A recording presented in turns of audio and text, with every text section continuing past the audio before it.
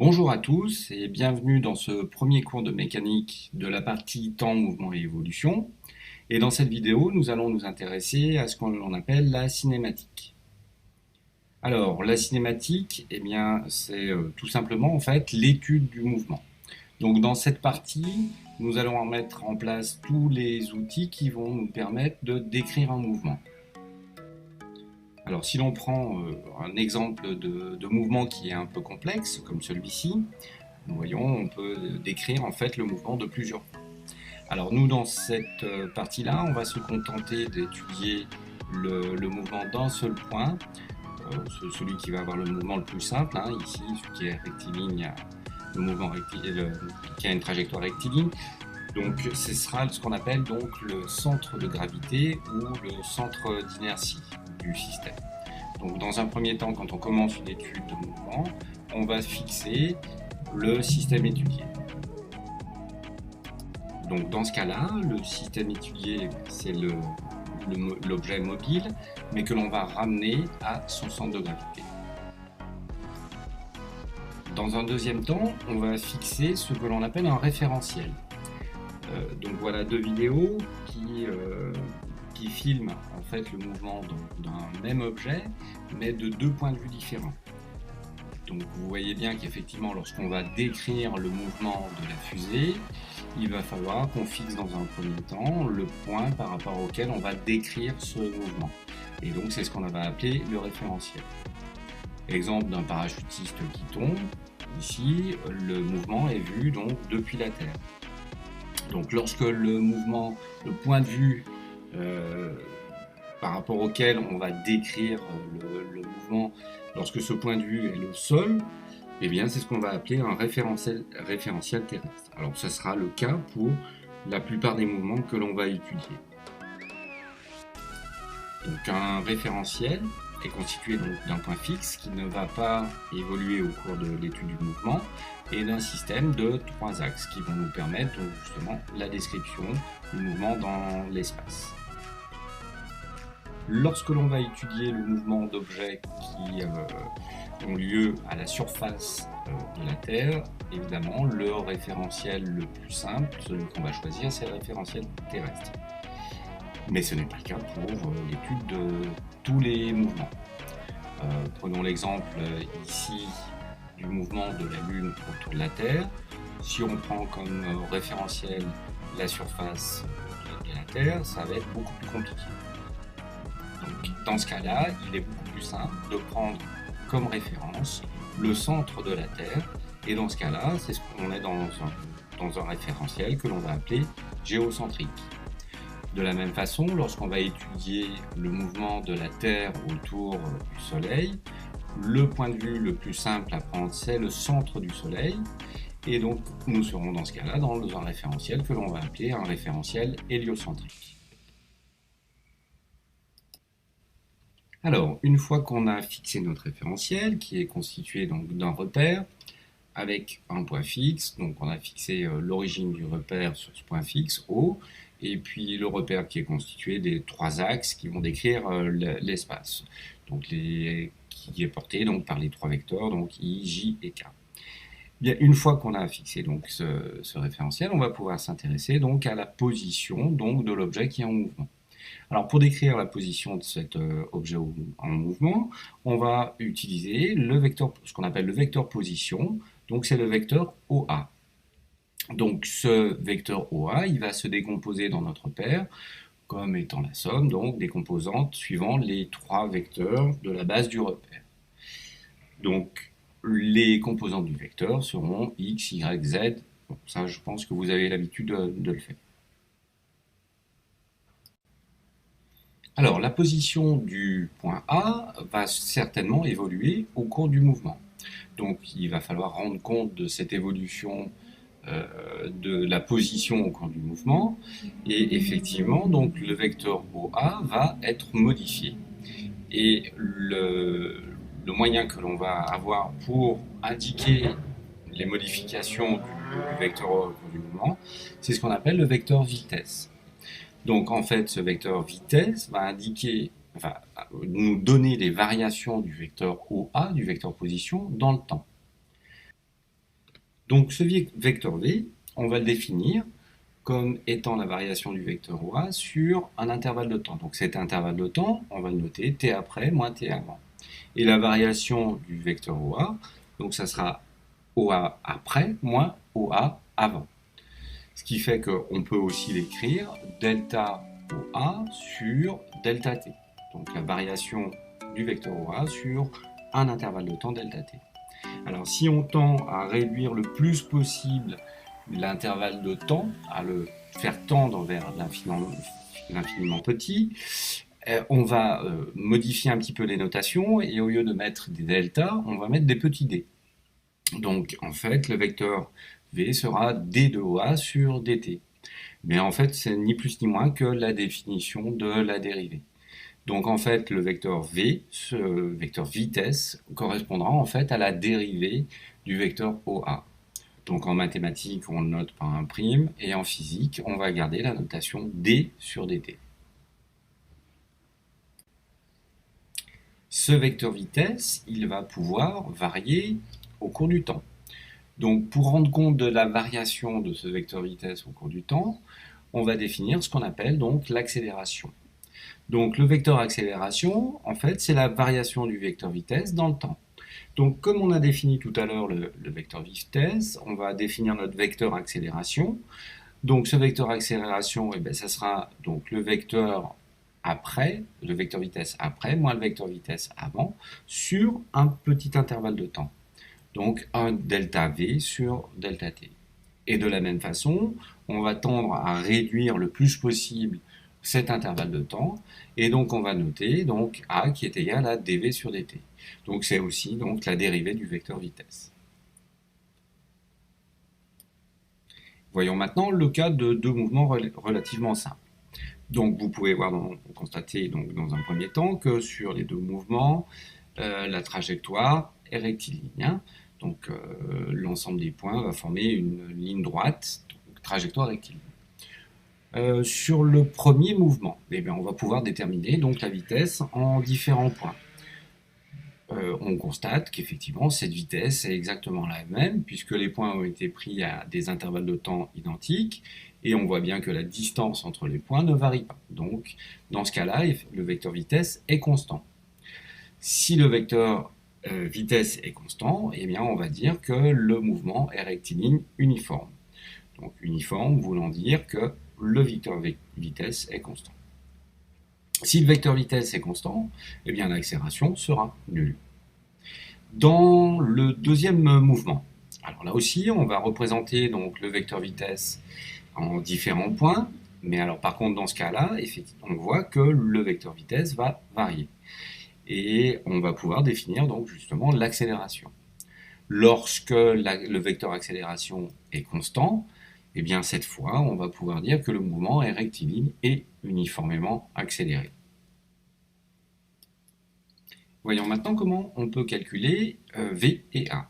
Alors, première solution, si l'on connaît donc les coordonnées du vecteur vitesse. Alors, on va prendre l'exemple d'un mouvement, donc le point va se déplacer, voilà, vers le haut. Alors, on peut déterminer les coordonnées donc, du vecteur position. Donc, en fait, suivant x et y, il n'y a pas eu de déplacement, donc ce sont des valeurs qui sont fixes. Et le mouvement ne s'est fait que suivant l'axe z. Donc, il évolue de façon suivante, 4t carré plus 3t plus 7. Bien. Donc, maintenant, le but, c'est de déterminer les coordonnées du vecteur vitesse. Alors, on a vu tout à l'heure que pour passer donc, du vecteur position au vecteur vitesse, eh bien, il fallait prendre donc la dérivée. Le vecteur vitesse étant défini comme étant la dérivée du vecteur position par rapport au temps. Eh bien, donc, nous allons définir les coordonnées du vecteur vitesse comme étant la dérivée des coordonnées du vecteur position. C'est-à-dire que Vx sera égal à dx sur dt, Vy, dy sur dt, et Vz, dz sur dt. Donc chacune des composantes du vecteur vitesse, des coordonnées du vecteur vitesse, sont en fait les dérivées des coordonnées du vecteur position. Alors allons-y.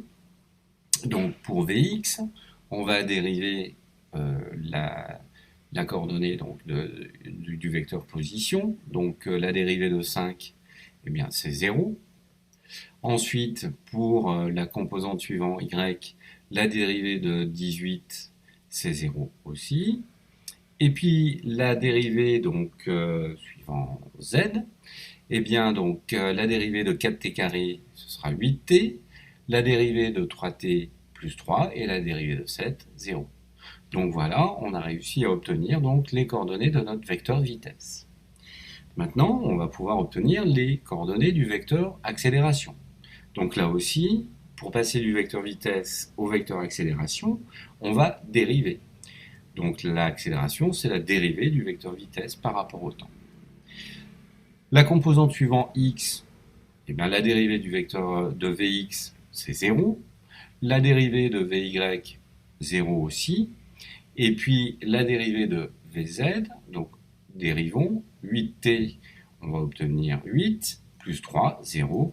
Donc la composante suivante, z de l'accélération, sera égale à 8.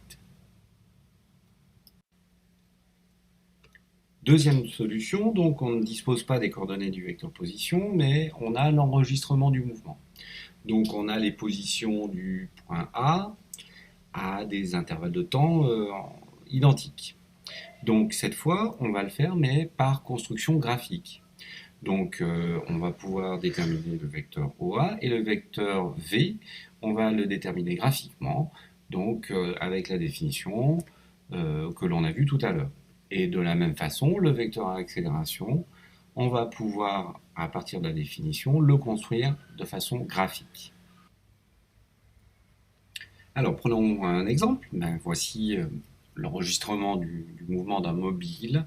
Donc on a ces différentes positions à des intervalles de temps réguliers qu'on va noter taux, et ce temps est de 20 millisecondes. Imaginons que sur cet exemple, on veuille déterminer le vecteur vitesse au point 4. Alors en reprenant la définition, eh bien, on va se servir donc du vecteur position après, donc c'est le vecteur à OA5, moins le vecteur position avant, OA3, sur l'intervalle de temps qui s'écoule entre T3 et T5. Donc on va pouvoir le noter différemment. Le vecteur OA5 moins OA3, eh bien, on peut l'écrire aussi, donc A3, A3 à 5, le vecteur A3 à 5 sur, eh bien, entre le temps qui s'écoule entre le temps 3 et le temps 5, eh bien, on voit bien qu'on a deux images, donc deux intervalles de temps, de taux. Pour obtenir la valeur de cette vitesse au point 4, eh bien, il va falloir prendre donc la norme du vecteur V4. Donc la norme de vecteur V4 sera égale donc à la norme du vecteur A3, A5 sur 2 taux. Et bien donc en fait c'est la norme de A3, A5, c'est tout simplement la distance qu'il y a entre le point 3 et le point 5. Donc on prend une règle, on mesure, et dans ce cas-là, la distance entre A3 et A5 vaut 1,2 cm. Donc on n'a plus qu'à faire l'application numérique. On a donc la distance A3, A5. De taux, on sait que taux vaut 20 millisecondes. Donc la norme de ce vecteur V4 sera égale donc à 1,2 10 puissance moins 2 sur 4 10 moins 3, et on obtient donc une vitesse de 0,30 mètres par seconde. Donc pour pouvoir représenter maintenant ce vecteur vitesse au point 4, on a besoin donc d'une échelle de représentation. Alors admettons que 1 cm sur notre papier soit équivalent à 0,1 mètre par seconde. Pardon. Donc ici notre vitesse étant de 0,30 mètres par seconde, on va le représenter par un vecteur d'une longueur de 3 cm. Le vecteur V4 est collinéaire au vecteur A3, A5. Donc on trace en pointillé la droite qui est parallèle donc à la distance A3, A5. Donc ce vecteur V4 va se situer sur cette droite en pointillé. On n'a plus qu'à tracer donc notre vecteur V4 d'une longueur de 3 cm. Et voilà. Donc, si vous voulez en exercice, vous pouvez par exemple déterminer le vecteur vitesse au point 8. Voyons maintenant comment déterminer l'accélération donc au point 4. Alors pour déterminer cette accélération au point 4, il faut tout d'abord connaître le vecteur vitesse au point 3 et le vecteur vitesse au point 5. Puisqu'on a vu dans la définition que le vecteur accélération au point 4 sera le V5 moins V3 sur l'intervalle de temps qui s'écoule entre T3 et T5, donc T5 moins T3. Donc on aura delta V, la variation du vecteur vitesse, sur dt. Alors, pour construire donc cette variation du vecteur vitesse, delta V, eh bien on va se positionner au point 4, et puis on va le faire donc de façon graphique, on va faire graphiquement. Donc on va représenter dans un premier temps notre vecteur V5, et puis notre vecteur moins V3. Et donc on n'a plus qu'à relier le point de départ et le point d'arrivée, et on a notre vecteur delta V. Pour trouver la valeur de cette accélération au point 4, eh bien, il va falloir qu'on détermine la norme du vecteur delta V. Alors, simplement, on va se servir de l'échelle dont on s'est servi tout à l'heure pour représenter les vecteurs vitesse. On mesure le vecteur, la longueur du vecteur delta V, et on va pouvoir en déduire la vitesse correspondante. Donc, dans ce cas-là, eh bien, on a une vitesse qui correspond à 0,14 mètres par seconde sur, eh bien, toujours les deux intervalles de temps, donc les 40 millisecondes. Donc, on va obtenir une accélération de 3,5 mètres par seconde carré. Donc, en effet, en haut, on a une vitesse en mètres par seconde, et on divise par un temps en secondes aussi.